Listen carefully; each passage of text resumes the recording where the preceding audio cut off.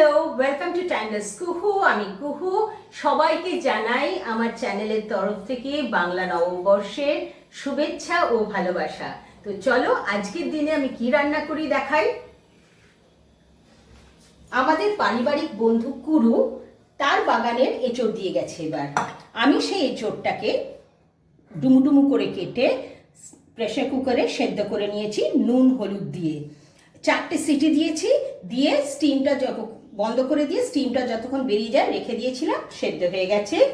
আর নিয়েছি এখানে জয়ত্রী, লবঙ্গ, এলাচ, দারচিনি, তেজপাতা, সাদা জিরে আর কটা গোলমরিচ। নিয়েছি 1 চামচ একটু বেশি আদা বাটা, 1 চামচ রসুন বাটা, একটা বড় টমেটো পেস্ট করে নিয়েছি, 3টে মাথা চেরা কাঁচা লঙ্কা, অল্প ঘি, গরম মশলা, একটা বড় পেঁয়াজ ঝিরিঝিরি করে কেটে নিয়েছি, আর 2টো পেঁয়াজ আমি 4 টুকরো করে কেটে নিয়েছি 2 চামচ টক দই, আর তাছাড়া রয়েছে হলুদ, কাশ্মীরি মির্চ, ধনে গুঁড়ো, জিরে গুঁড়ো। আজকে বানাবো এঁচড়ের দো পেঁয়াজা। টক দইতে আমি 1/2 চামচ মতো হলুদ গুঁড়ো, 1 চামচ মতো কাশ্মীরি মির্চ, 1/2 চামচ জিরে গুঁড়ো,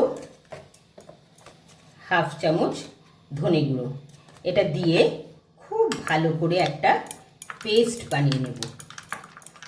এটা বানিয়ে আমি কিছুক্ষণ রেখে দেব, তাহলে ভালো হয়। কড়াইতে আমি 1.5 টেবিল চামচ সর্ষের তেল গরম করে নিয়েছি, আর যেই এঁচড়টা সেদ্ধ করেছিলাম সেগুলো একটু ভেজে নেব।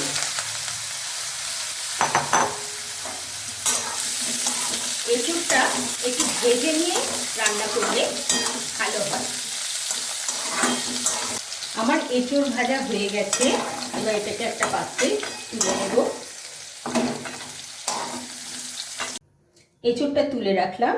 এইবার যে ছোট 2টো পেঁয়াজ 4 টুকরো করে কেটেছিলাম সেটাকে ওই বাকি তেলটাতে দিয়ে দিলাম। এটাকে হাই ফ্লেমে কিছুক্ষণ ভাজবো। আমার পেঁয়াজগুলো ভাজা হয়ে গেছে, এটা একটা পাত্রে তুলে রাখছি। এই তেলেতেই আমি ফোড়নগুলো দিয়ে দিচ্ছি। জয়ত্রী, লবঙ্গ, এলাচ, গোলমরিচ, দারচিনি, জিরে আর তেজপাতা। আঁচটাকে কমিয়ে নিয়েছি যাতে মশলা না পুড়ে যায়।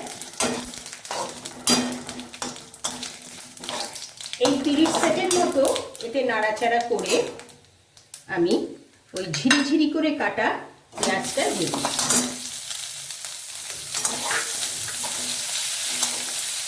আঁচটা মিডিয়াম রাখবো। এবার এটাকে ভাজতে থাকবো। পেঁয়াজটা ভাজা ভাজা হয়ে গেছে, এই সময় আমি ওই আদা বাটাটা দিয়ে দেবো, রসুন বাটাটা দিয়ে দেবো,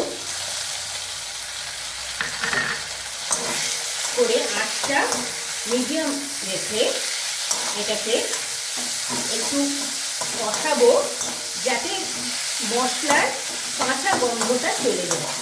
এবার যেই দইতে হলুদ, লঙ্কা গুঁড়ো, ধনে জিরে পেস্ট করে রেখেছিলাম সেইটা ঢেলে দিলাম। আঁচটা মিডিয়ামে রেখে এটাকে আরও 3 মিনিট মতো কষাবো। দই দিয়ে মশলাটা মাখালে রান্নাতে বেশ সুন্দর একটা টেস্ট আসে। এই পর্যায়ে আমি ওই টমেটোটা দিয়ে দিলাম পেস্ট করা। তোমরা পেস্ট করেই দেবে, তাহলে টেস্টটাও ভালো হবে আর গ্রেভিটাও খুব মাখা মাখা সুন্দর হবে। এখন এটাকে একটুখানি আবার টাইম নিয়ে একটুখানি কষিয়ে নেব যাতে টমেটোর কাঁচা গন্ধটা চলে যায়। স্বাদ মতো নুন দিয়ে দিলাম, 3টে মাথা চেরা কাঁচা লঙ্কা দিলাম, একটা গন্ধ বেরোচ্ছে কষানোর। এখন এই ভাজা এঁচড়টা দিয়ে দিলাম। তোমরা যদি চাও এই রান্নাটাতে আলু দিতে পারো, ডুমু ডুমু করে আলু। যখন এঁচোড়টা ভাজলে তার সাথে আলুটাকে ভেজে রাখতে পারো এবং এই সময় এঁচোড় আর আলু একসাথে দিতে পারো। আমি আলু দিইনি, তাই এঁচোড় দিয়ে শুধু করছি। এবার এইটাকে আমি একটু সময় নিয়ে এই 4 মিনিট মতো কষতে দেব, একটু ঢেকে দেব।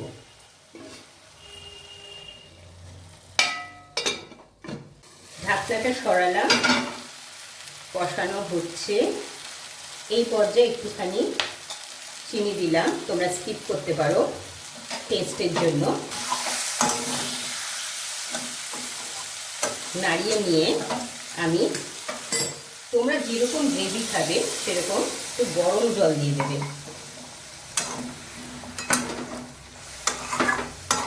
জলটা দেওয়ার পর আবার মিনিট 4 মতো এটা মিডিয়াম ফ্লেমে ঢেকে রেখে দেবে। ঢাকনাটা খুললাম, আমি গরম মশলাটা একটু ছড়িয়ে দিলাম, যে পেঁয়াজটা ভেজে রেখেছিলাম সেটা উপর দিয়ে ছড়িয়ে দিলাম, আর অল্প একটু ঘি এতে দিয়ে দিলাম। এবার এটাকে ভালো করে নাড়াচাড়া করে গ্যাসটাকে অফ করলাম, একটু ঢেকে 3 মিনিট মতো স্ট্যান্ডিং টাইম দেব। তৈরি হয়ে গেল আমার এঁচোড়ের দো পেঁয়াজা। এই নববর্ষে তোমরা মাছ মাংস যাই বানাও না কেন, তার পাশে এটা বানিয়ে খেলেও দুর্দান্ত লাগবে।